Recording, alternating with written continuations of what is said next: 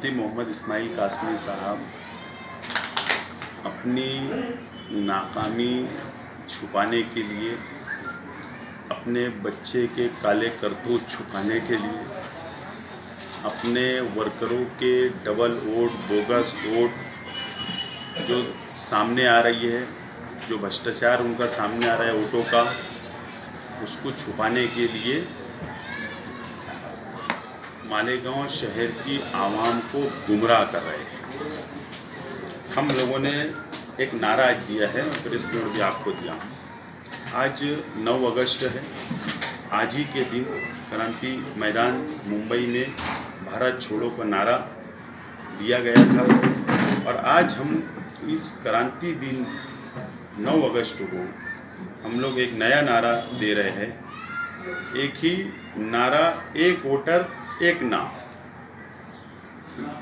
हमारा साफ तौर पर बोलना है कि ये लड़ाई सियासी लड़ाई है। एक पार्टी कांग्रेस वर्सेस हमारी अपोजिशन पार्टियों के जो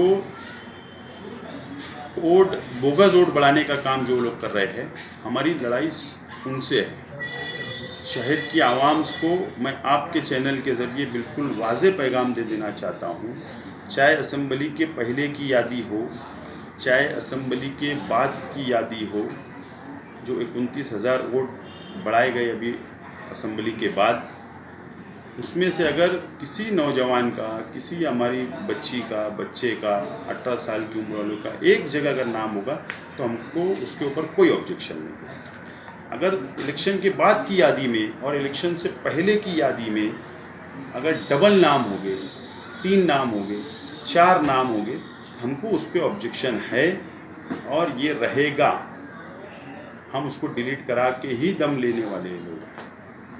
प्रांत ऑफिसर हमारी बात को नहीं मानेगा, मुंबई हाई कोर्ट के अंदर याचिका दाखिल की जाएगी और मुफ्ती मोहम्मद इस्माइल साहब अपने बच्चों को, अपने बच्चे ने जो 3 नाम उनके बच्चे ने जो बढ़ा लिया है, मैं आपको व्हाट्सएप पे उसके तीनों फ़ोटो देता हूँ, अलग अलग फ़ोटो लगाकर। उनके ऑफिस सेक्रेटरी ने 3 नाम बढ़ाए हैं, उनके कार्यकर्ताओं ने जो नाम बढ़ाए, ऐसे 1300 नाम है। हम तो अभी 3 सिंपल शहर के आवाम के सामने लाए। वक्त से हम जो लोगों ने डबल टिबल नाम बढ़ाए हैं वो शहर के आवाम के सामने लाएंगे। और NRC, CAA, NPR के लिए वोटर लिस्ट में कहीं कानून में लिखा नहीं है कि 2 नाम होंगे तो तुम हिंदुस्तानी हो, 3 नाम होंगे तो तुम हिंदुस्तानी हो। एक नाम पर भी हिंदुस्तानी है और हमारा एक नाम पर कोई ऑब्जेक्शन नहीं है। वो गुमराह कर रहे हैं। इससे पहले भी मुफ्ती मोहम्मद इस्माइल साहब ने, उनके कारखाने में चोरी की बिजली इस्तेमाल की जा रही थी। महावितरण ने उस वक्त जब वो MLA थे तो जाकर रेड किया, तो इन्होंने मुशायरत चौक से जलसे से ये कहा कि मेरे कारखाने पर रेड करें, मैं हज़ारों को आवाम को लेकर मैं पावर हाउस का घेराव करूंगा, पुलिस स्टेशन का घेराव करूंगा। तो ये अपने जाति जब अपने घर के ऊपर जब आती है, अपने बच्चों पे आती है, अपने परिवार पे आती है, तो ये पूरे शहर को बोलते मेरा साथ दो। ये शहर को गुमराह करके मिसगाइड करने का काम करते हैं। आपने देखा ज़िमनी चुनाव में 6 नंबर वार्ड के जनता दल के लोग बोगस आधार कार्ड के ऊपर पकड़े गए, जेल हुई, PC मिली। और जहाँ तक मेरी अभी मालूमात है कि जो आधार कार्ड बोगस पकड़े गए थे, उसका जो उन्होंने भेजा था उसकी वेरिफिकेशन करने के लिए, तो वो बोगस पाए गए, जो चार्जशीट दाखिल हुई। तो ये बोगस वोट बढ़ा कर ये जमहूरियत का कत्ल कर रहे हैं। फिर शहर का विकास नहीं होगा। शहर की आवाम वोट इस बुनियाद पर देती है कि विकास और डेवलप, एक शख्स नाकाम हो, दूसरा नाकाम हो, तीसरा, उसको इख्तियार है। अगर एक पार्टी के लोग अगर 50,000 वोट अगर एक डबल वोट कर ले, टिबल वोट कर ले, तो फिर इलेक्शन करने का सवाल ही नहीं।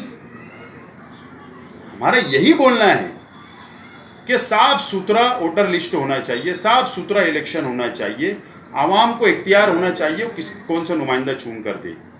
और आइंदा कारपोरेशन के लिए हमको आज से लड़ाई लड़ना है। ये इलेक्शन की तैयारी हम लोग कर रहे हैं। पहला सीढ़ी इलेक्शन लड़ने की वोटर लिस्ट से ही शुरू होती है और आज से हम लोग तैयारी कर रहे हैं। और अगर प्रांत अधिकारी ने हमारी बात को नहीं माना, मैं आज बोल रहा हूँ कि एक धरना मालेगांव प्रांत पर, दूसरा धरना कलेक्टर ऑफिस के ऊपर, तीसरा धरना मुंबई मुख्य निवडणूक आयोग के दैलान में, और उसके बाद की स्टेप हमारी डायरेक्ट मुंबई हाईकोर्ट रहने वाली है। और मेरी तो यही डिमांड है कि जो लोगों ने बोगस ऑर्डर बढ़ाया है 2 जगह, 3 जगह, 4 जगह, 5 जगह, अगर वो सिद्ध हो गया तो इनके ऊपर फौजदारी मुकदमा दर्ज करके इनको जेल में डालना चाहिए। अगर ये बोगस वोट बढ़ा सकते हैं तो बोगस डॉक्यूमेंट भी ये तैयार कर सकते हैं।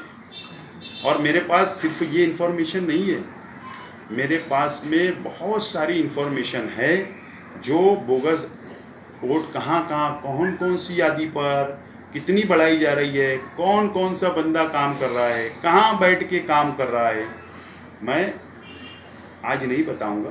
मैं प्रांत को, कलेक्टर को सब बताऊंगा, सब सबूत है।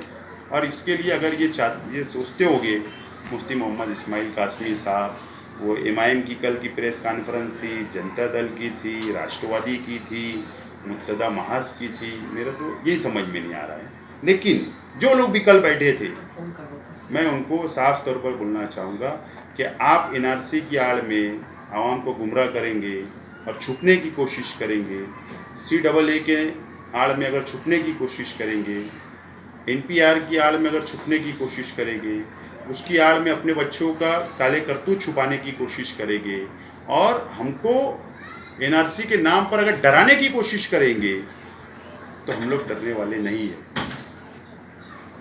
तुम हमारा सवाल जवाब देंगे, तुम जवाब देंगे, हम सवाल करेंगे, बिल्कुल ईंट का जवाब पत्थर से दिया जाएगा।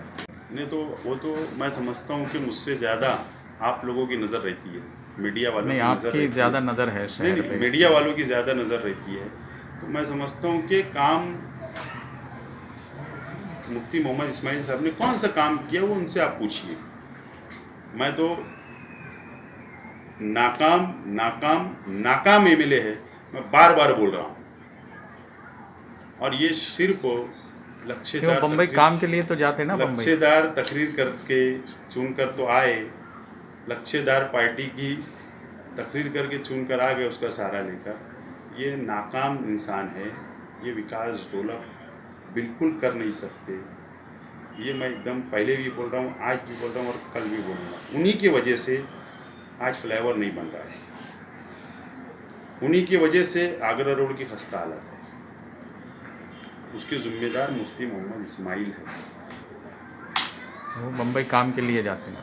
अब काम के लिए अगर जाते तो ज़रूर वो कुर्बानी के वक्त जो मीटिंगें हुई थी उसके अंदर बैठे, उनकी गाड़ी नीचे खड़ी थी, CCTV देख लो। जिस दिन मीटिंग चल रही थी मंत्रालय में, मैं तो ऊपर था मंत्रालय में, मीटिंग जहाँ चल रही थी वहाँ मौजूद था। ये तो नीचे अपने रूम में क्या कर रहे थे मुझे नहीं पता लेकिन वो वहाँ थे। तो ये वहाँ नहीं जा सकते।